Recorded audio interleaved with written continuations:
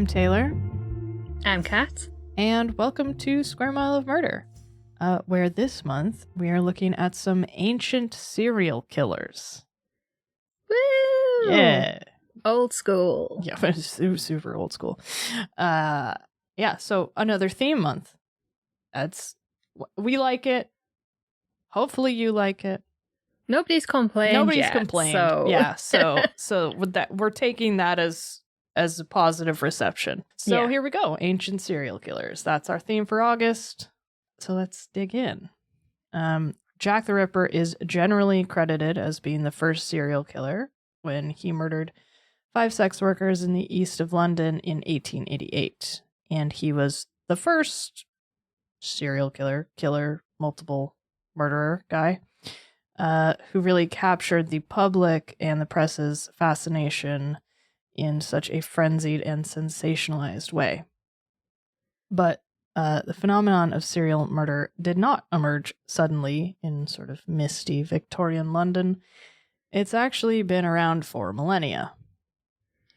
So this month, we're looking at a few serial killers from pre-Jack the Ripper time, and we're jumping in at the deep end. So let's go back to 16th century Central Europe as we try to separate fact from fiction with the Blood Countess herself, Elizabeth Bathory, a historical figure whose legacy has taken on a completely mythical dimension, as everyone from religious writers to Bram Stoker to Hollywood directors have added their own twist on the Countess's story. Countess Elizabeth Bathory d'Eched was born in August 1560 on her family's estate near Bathory in eastern Hungary, and spent most of her childhood at the Eched Castle near Bathory. Okay, we should probably say about now, while we have a slight grip on some Western European languages, neither of us speak Hungarian or Slovakian or Romanian. No.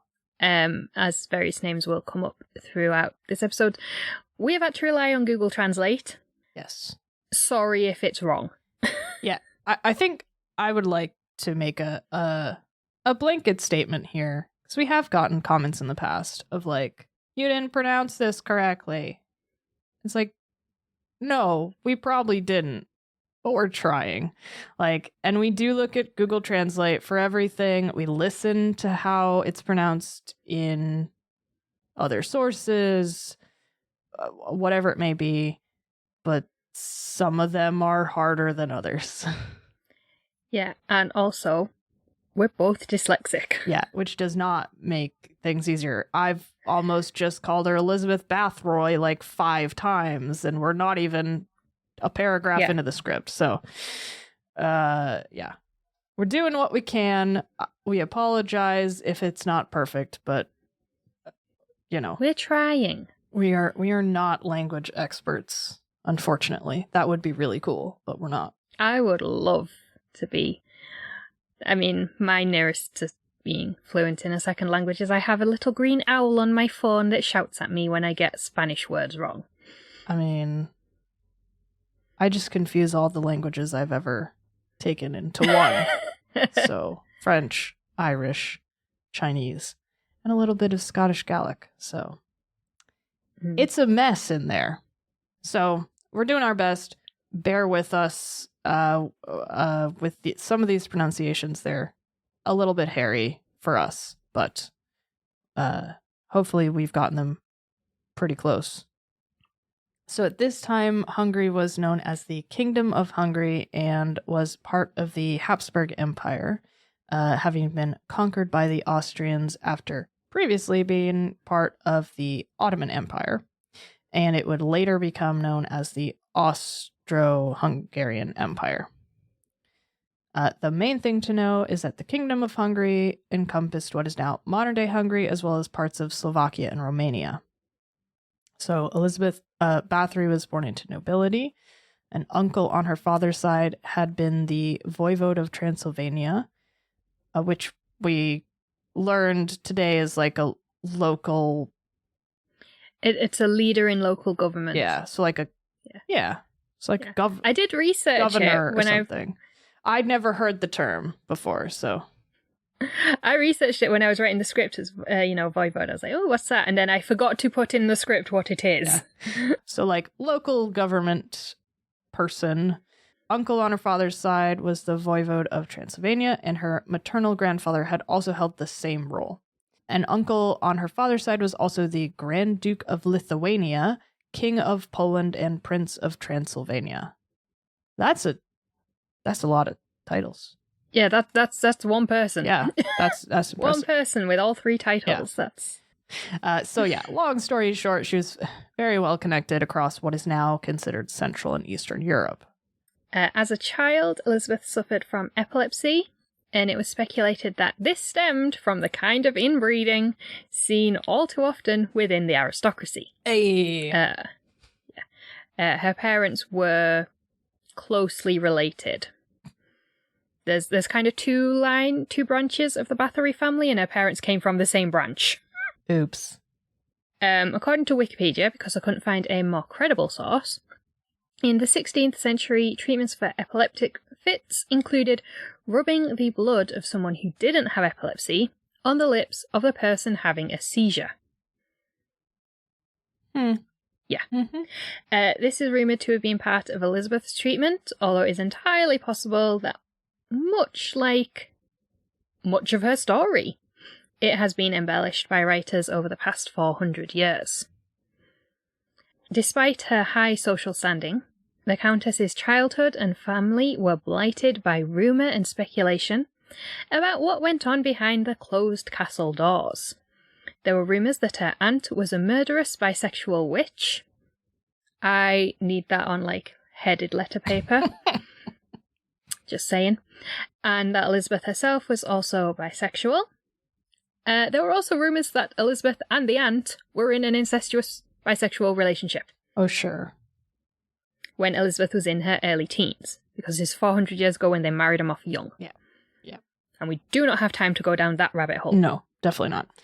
There were also rumours that Elizabeth had a child out of wedlock at the age of 13 with a young local peasant boy, and that the child was given to another local peasant family to be raised.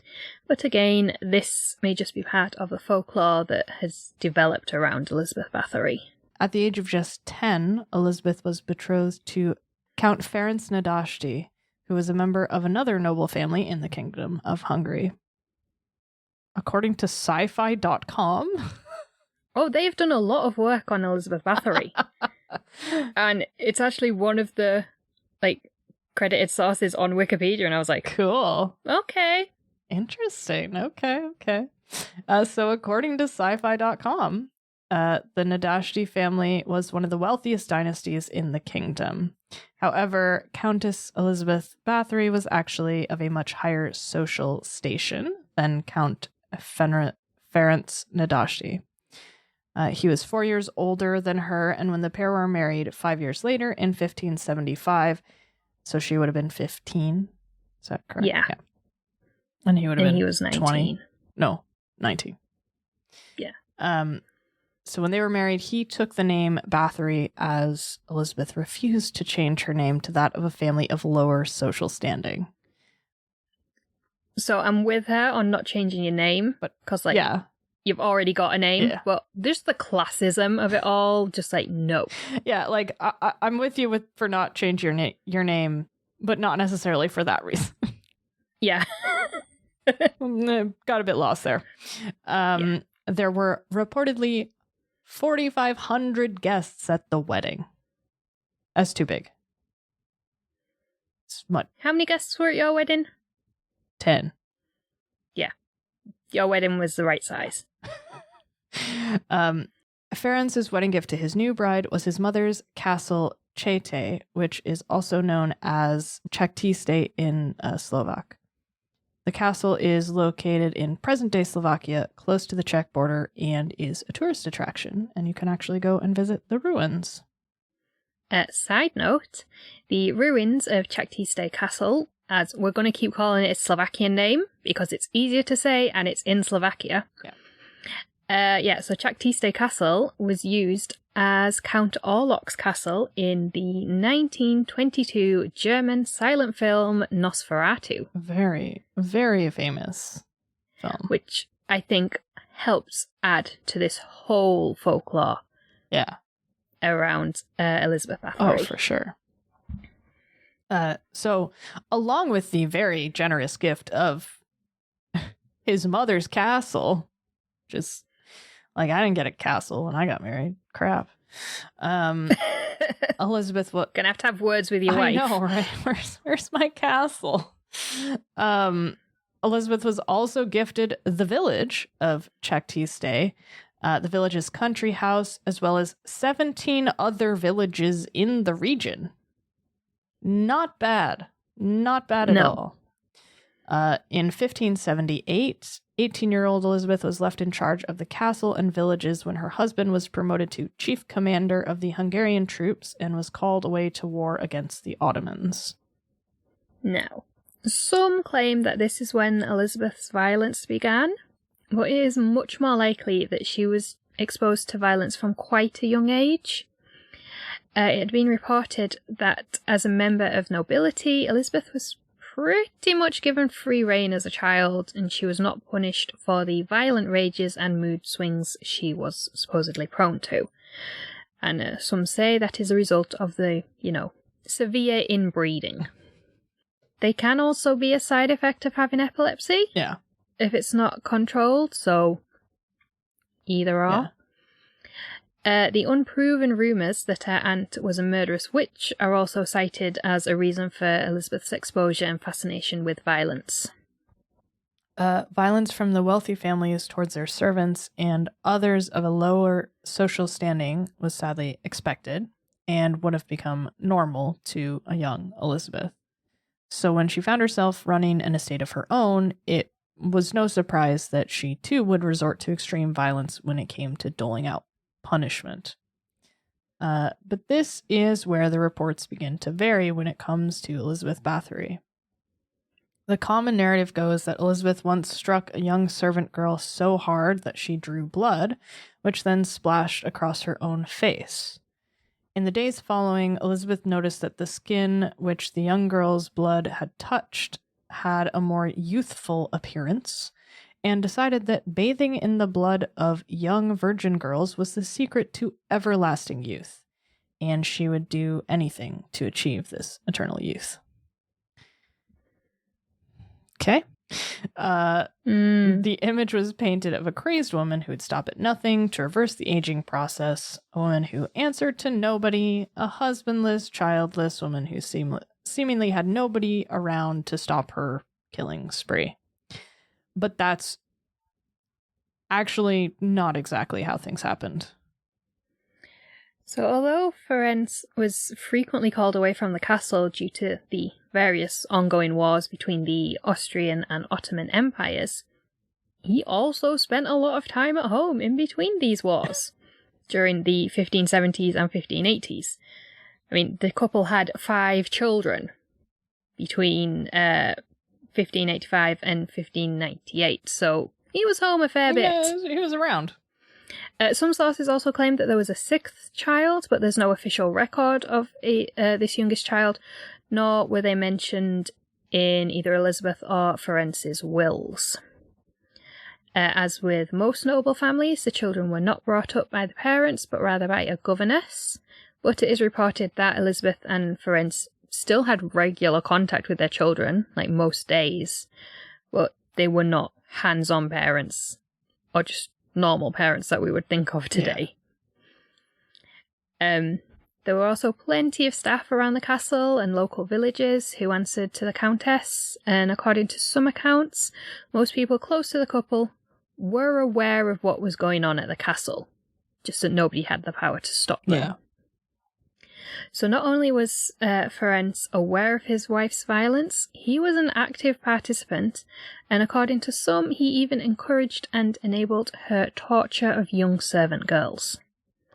Having come from one of the wealthiest families in the Kingdom of Hungary, Ferenc was likely to have grown up witnessing the same kind of violent abuse against domestic staff in his parents' castles as Elizabeth had in hers. Not only this, but according to Nigel Cawthorne's book Killer Women, Ferenc established quite a reputation for himself as a leader of Hungarian troops. He was known for his extreme and imaginative torture and punishment of Ottoman troops and civilians, earning himself the name the Black Knight of Hungary. So when the pair came together with a set of staff under their own control, they brought out the worst in each other. Awesome. But they didn't start with murder. Not that that makes any of it any better, obviously, because, in fact, it seems that their sadism knew no bounds.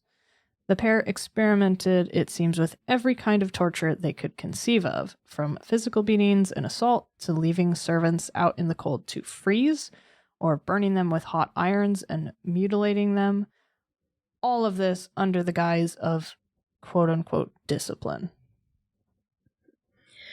During his time on the battlefield, Ferenc had learned a number of tactics for inflicting maximum pain without actually killing a person.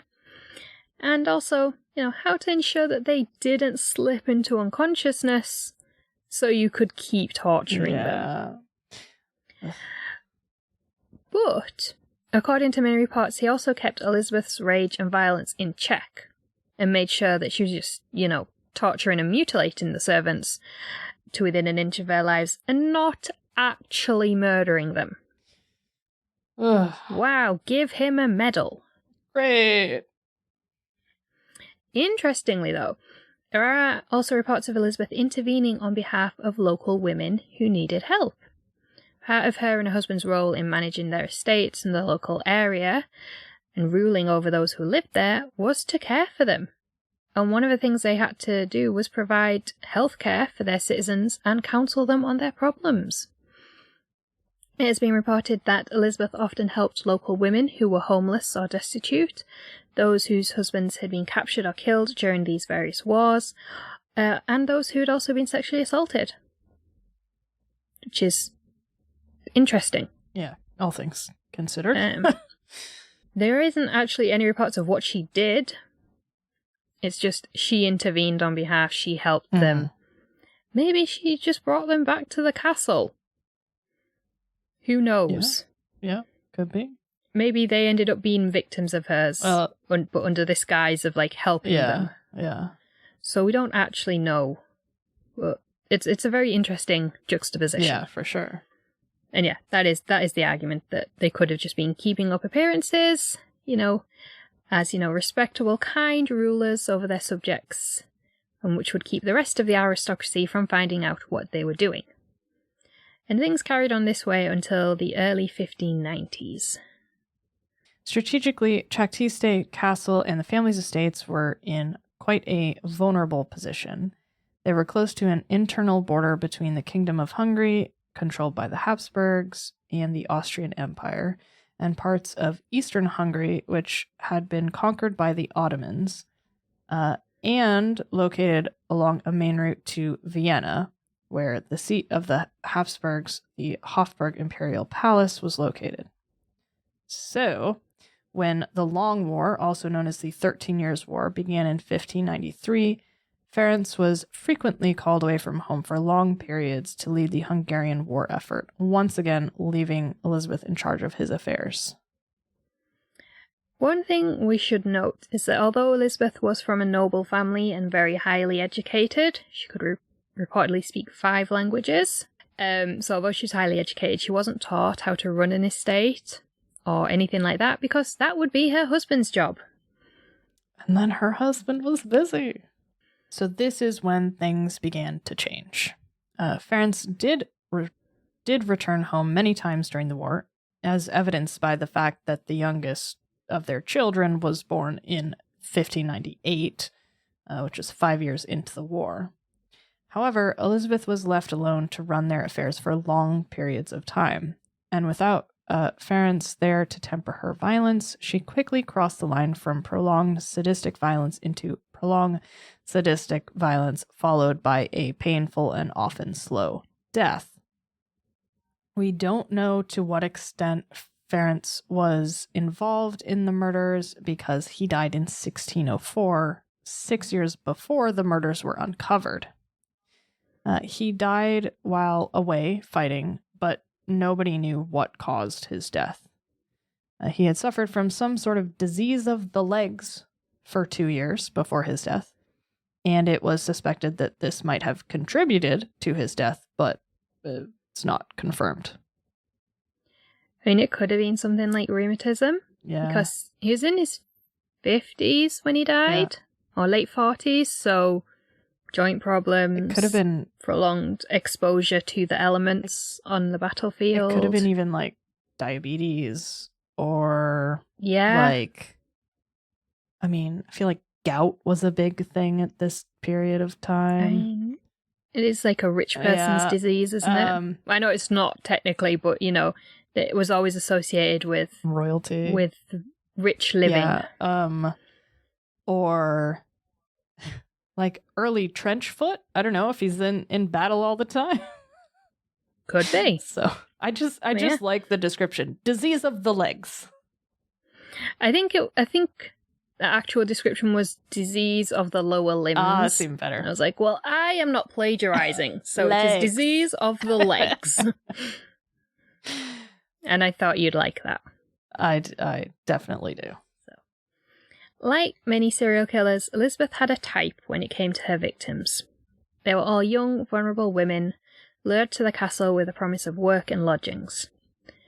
Much like in the story of H.H. Holmes, these were all young women far from home, and it wasn't uncommon back in those times for sons and daughters to leave home, move away for work or marriage or whatever, and never return. They might write the odd letter, but it was normal for them to never see or hear from their families ever again. I mean, up until like the last century, that was still quite normal. Yeah. And that is what, sadly, makes them perfect for a predator such as Elizabeth Bathory. However, unlike most serial killers, she didn't have a favoured method of killing or torturing, which is likely one of the things that, perpetuates some of the myths around her as a homicidal maniac who just killed hundreds at will and without discrimination.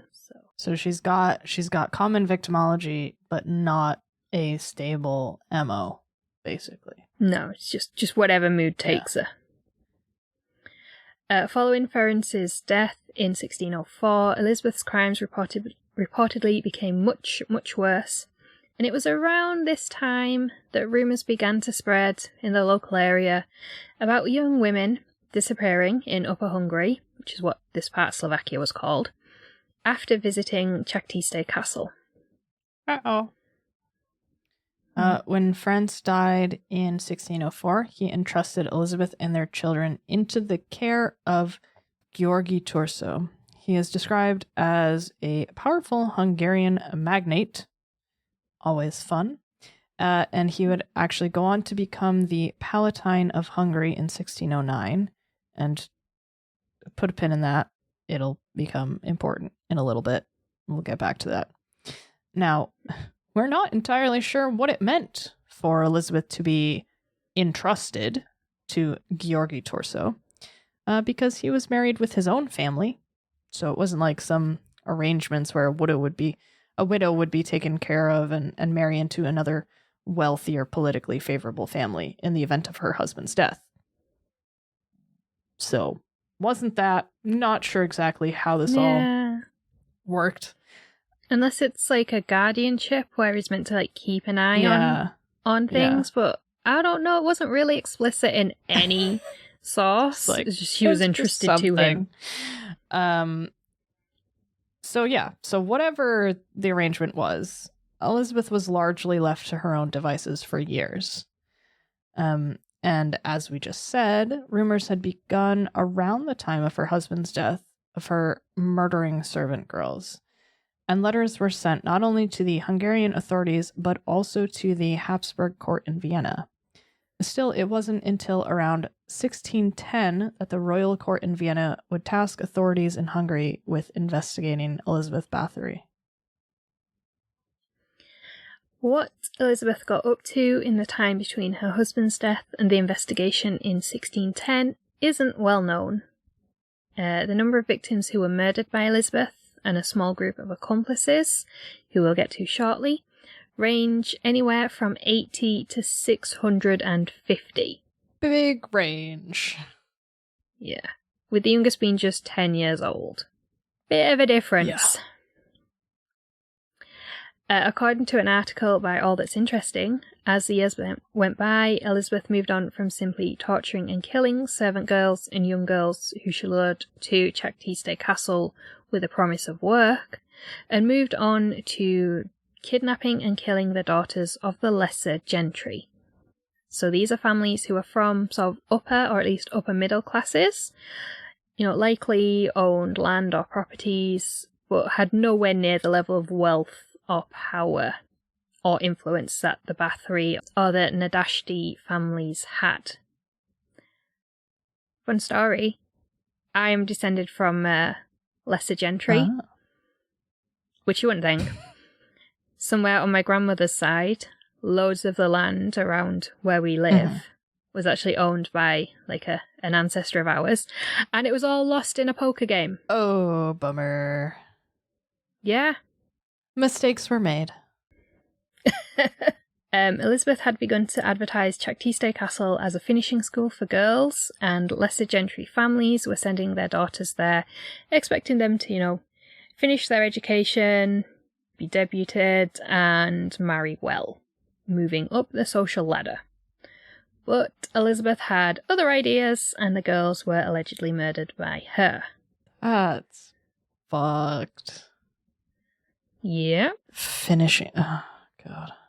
It's like a big difference between those two things. No, she was finishing them. Yep. Well done. No, that's just that's not the type of finishing it was meant to be. Wrong interpretation of that phrase. Due to the Bathory family's particularly high social standing, there was nothing that these families could do. We're not entirely sure how their deaths were explained away, potentially as abductions by Ottoman troops or maybe accidental deaths.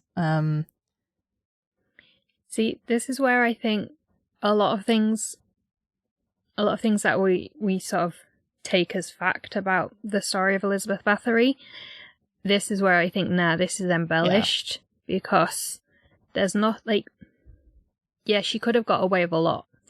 But how do you explain to all these families who, yes, didn't have her level of wealth and influence, but had some, that their daughters were just gone? At a certain point, you're not going to convince every single family that the daughter has, gone off and gotten married to some highfalutin dude. There's going to be evidence of that, like you would expect. So, and if Bridgerton has taught us anything, it's that rich people like to gossip. Yes, well, of course. So it's word would have got around. It seems like a bit of a stretch. Young girls were also abducted and taken to the castle by Elizabeth's accomplices. According to History.com, the Bathory family headed parts of the local government, which was another reason that she evaded justice for so long. So we're not going to go into any further detail about how Elizabeth Bathory tortured and killed her victims, because it's painful, disgusting, horrifying, and quite frankly doesn't really add anything to the story that we want to tell. There's plenty of other podcasts and articles and documentaries and all sorts out there which go into more explicit details, and some of those are included in the show notes. So if you want to go and read about what was done to them, fine. This is not a slight against the other podcasts that want to talk about it, it's just that we don't. Yeah. In March 1610, King Matthias II instructed the Palatine of Hungary to investigate the claims that Elizabeth Bathory had been torturing and murdering young girls. The Palatine of Hungary was the highest-ranking official in Hungary while it was under the control of the Austrian Empire, and they were representatives of the monarch. So, remember Georgi Torso, who Ferenc Nadashti had entrusted his widow and children to following his death? Well, like we said, he had become the Palatine of Hungary the previous year. And on December 30th, 1610, he finally arrived at Chapitres Castle to arrest Elizabeth and 4 of her servants who were accused of being accomplices. And they were Dorothea Shamtes, Ilona Yo, Katerina Benitska, and Janosch Uivari. Georgi Turso claimed that when he and his men arrived at the castle, they immediately found one dead girl and another who was dying a slow, painful death. The urban legend version of this discovery usually claims that Elizabeth was caught in the middle of torturing a young girl, but in reality, she was actually sitting down to eat dinner as Turso arrived. As Georgi Turso investigated Elizabeth's crimes, he found over 300 witnesses who had either seen, heard, or been told of the torture and murder at the castle. When he and his aides had been conducting secret inquiries during the year, they had found 50 witnesses, but following the arrest, at least 250 more people came forward. The claims of these witnesses ranged from torture and murder to cannibalism and satanic orgies. The case went to trial in the first week of January 1611. The 4 servants confessed to assisting Bathory in her crimes and were executed, although they did confess under torture. So we'll come back to that later because there's a problem with that. But there was another problem, and that was with prosecuting the Countess herself. Her family were nobility, head of local government, and more distant family members, I think cousins, if I've read the family trees correctly, I may not have done, were still rulers of Transylvania and other parts of sort of modern-day Romania. So arresting and convicting Elizabeth of 600 murders was going to cause all kinds of political problems and upheaval, as well as disgracing an old, distinguished noble family. Which, as we all know, saving face for rich people is more important than justice. Yeah. Just ask the British royal family. Yeah. Yeah. Especially in such a sort of delicately balanced area, it seems like, with all the wars and empires and everything, probably wouldn't go over super well. No. And it, like you say, it was a very precarious situation politically, as well as sort of disgracing the family. You've then got this weakness that would allow the Ottomans potentially to conquer parts of Upper Hungary. Exactly. Georgi Turso and King Matthias II came to a compromise with the Bathory family. The Countess would be charged and found guilty of 80 murders, and as punishment, she would be bricked up in her own castle for the rest of her life. Now, sources vary as to whether she was bricked up in a single room, or a series of rooms, or if she was basically under house arrest but had free reign to move around within the castle. We're not sure. Again, this is another detail which has been lost to time and the mythology that surrounds Elizabeth Bathory, which often claims she was bricked up in a tower with a food tray passed through a slot on the ground where the door used to be. Either way, Elizabeth Bathory remained at Chapitres Castle until she died in August 1614. There was outrage at the plans for her to be buried in a local cemetery, and she was instead interred at the crypt on her family's Ekched estate in Début. Although there are claims that the body was later moved and its current location is unknown. The Countess's crimes were horrific. There's no getting away from that, but they have been embellished over the years. The story of Elizabeth Bathory bathing in the blood of young virgin girls to, halt the aging process didn't appear until 100 years after her death. And she's often cited or often credited as being an inspiration for Bram Stoker when he wrote Dracula, along with The Legend of Mercy Brown, which we covered a few months ago, the Rhode Island vampire. Elizabeth had family who ruled Transylvania, and she is often described as having been born and lived most of her life in Transylvania, but she didn't. It was modern-day Slovakia, or what is now Slovakia, I should say. She was born in Hungary. Her crimes were committed in Slovakia. She didn't actually spend any significant time in Romania or any part of like Transylvania or Romania. So it's all like a big legend that kind of feeds off itself at that point. The number of victims has also likely been greatly exaggerated. She was convicted of 80, but rumoured to have killed 650 girls, and holds the dubious honour of Guinness World Record for the most prolific female murderer. But some historians claim that it is unlikely she would have managed to get away with that hundreds of murders. As although her family were head of local government, crime was widely reported in the Kingdom of Hungary. You know, even something as small as stealing a chicken or a sheep would have been reported, and there would have been a paper trail. So it is unlikely that 650 people disappeared with no paper trail. There was also a rumour that Elizabeth kept a notebook with a record of all of her victims' names, and a witness testified that there were over 600 names in this book, but this book was never found. And like many aspects of the folklore surrounding the Blood Countess, it is believed to be just that, folklore. Fair enough. There is also a theory that Elizabeth's arrest and conviction were politically motivated. At the time of Ferenc Nadasdy's death in 1604, King Matthias II was in a large amount of debt to the count. This debt then became payable to Elizabeth upon Ferenc's death, and the king allegedly had no intention of paying what he owed. This theory posits that the king schemed to have Elizabeth convicted of murder, as her estates would become property of the crown and the debt would effectively be wiped clean.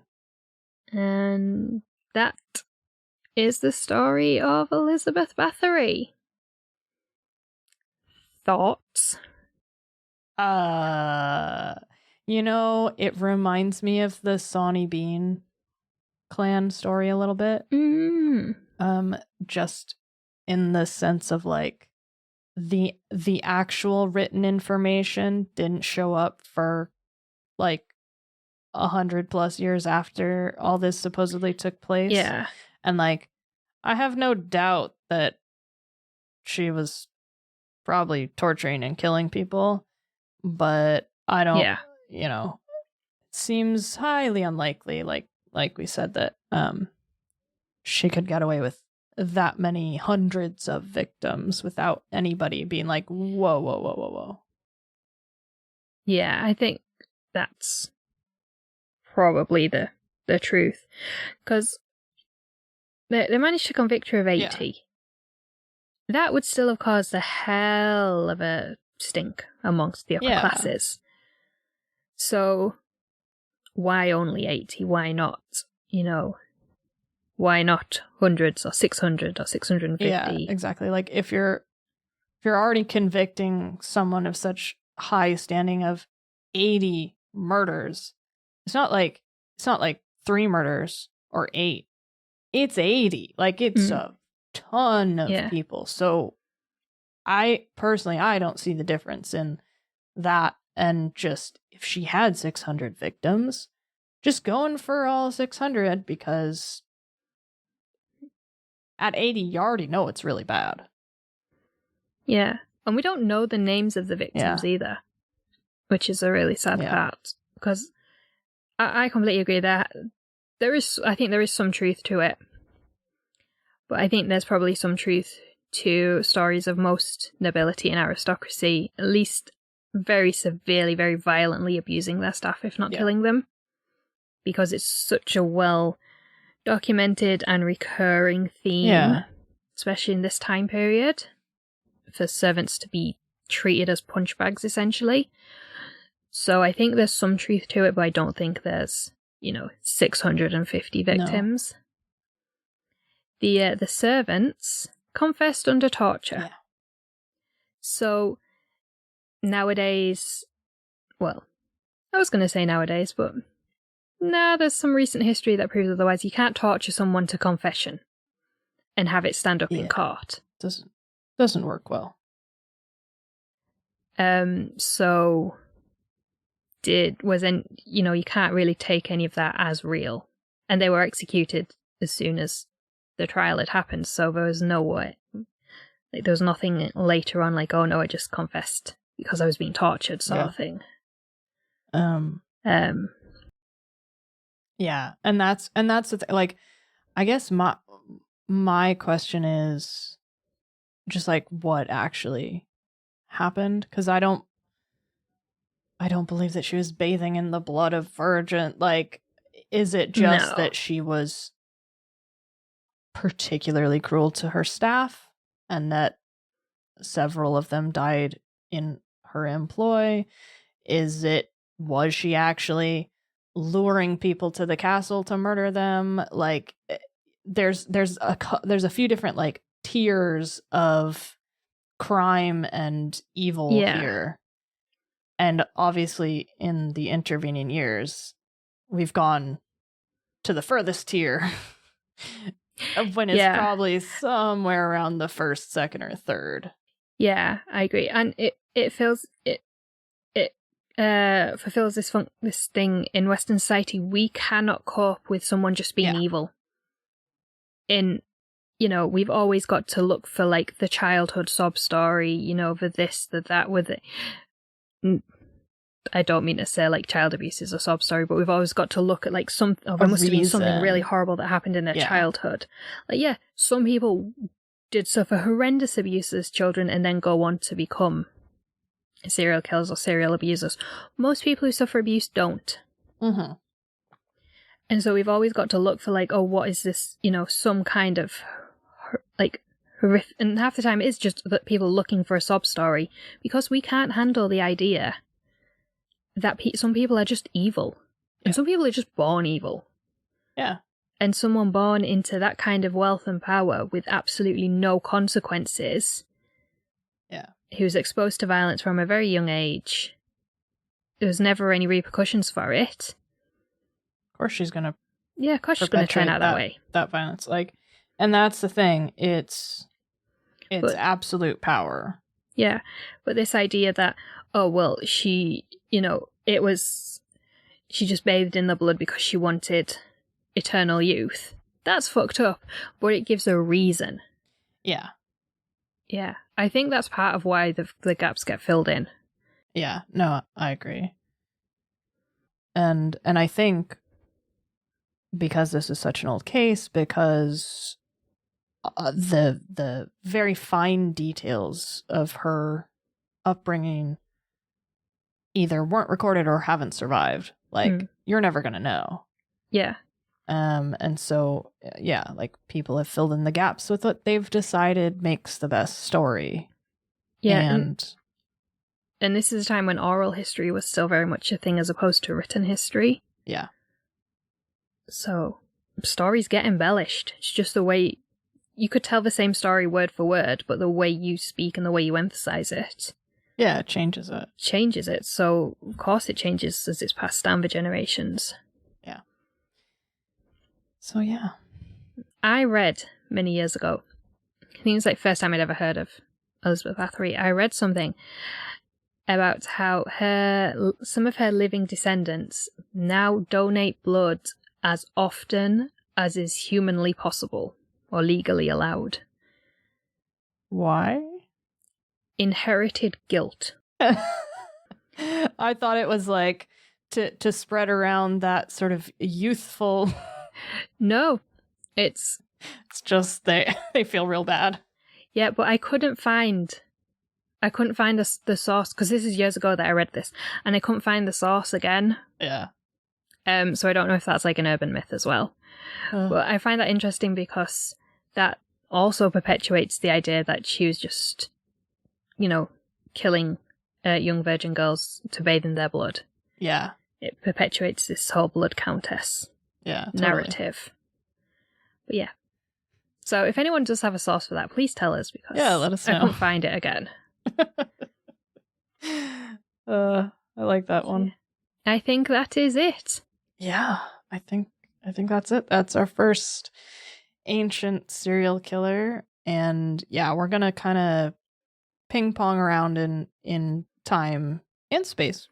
Well, and on Earth, on the planet anyway.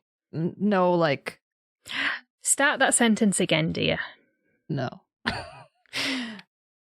We're gonna jump around in time with the cases this month. We're not going in chronological order, but yeah, and we got a few interesting ones coming up. So be sure to stay tuned and let us know what you think of Elizabeth Bathory. Yeah, because I don't think the other ones we're going to do, I don't think have as much folklore and mythology around them. Yeah. So this was sort of a fun introduction because we like these ones where there's a lot of folklore. Yeah, and there's a lot of like stuff you've heard that, hey, actually is probably bullshit. Yeah. So that's that. Mm-hmm. If you like the show, do be sure to rate and review us on your podcast app, especially Apple Podcasts, and subscribe so you never miss a new episode. And we really like it when you do that because it helps us get in front of more people and just grow our little weird, crazy family here.